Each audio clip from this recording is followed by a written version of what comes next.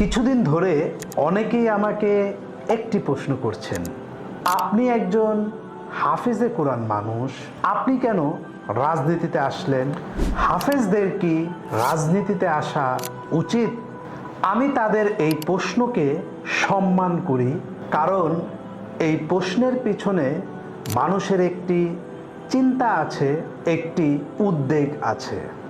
তবে আমি বিনয়ের সাথে একটি কথা বলতে চাই, রাজনীতি মানেই খারাপ কিছু নয়। রাজনীতি হচ্ছে মানুষের অধিকার নিশ্চিত করার একটি মাধ্যম। রাজনীতি হচ্ছে সমাজকে সুন্দরভাবে পরিচালনা করার একটি দায়িত্ব।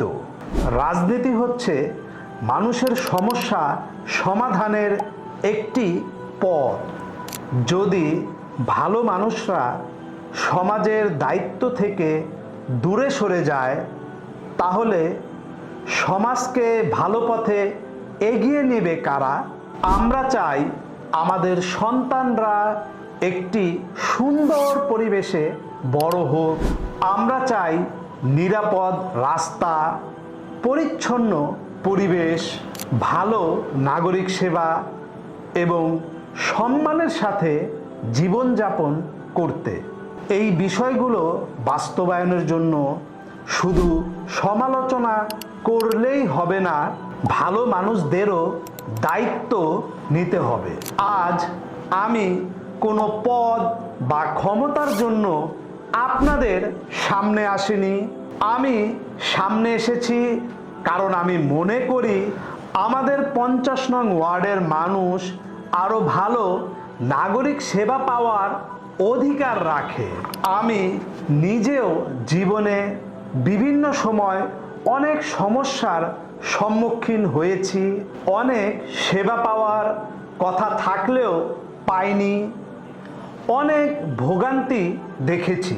আর সেই অভিজ্ঞতা থেকেই আমি চাই আমাদের 50 নং ওয়ার্ডের আগামীর প্রজন্ম যেন সেই কষ্ট না পায়।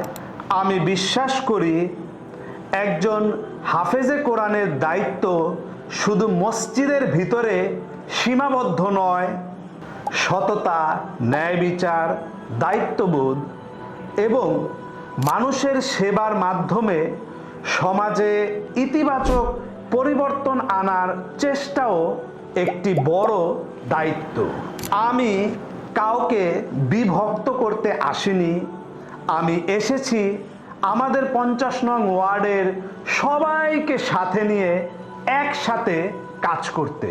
আমি কোনো ব্যক্তি বা দলের বিরুদ্ধে নয়, আমি আমাদের 50 নং ওয়ার্ডের উন্নয়নের পক্ষে।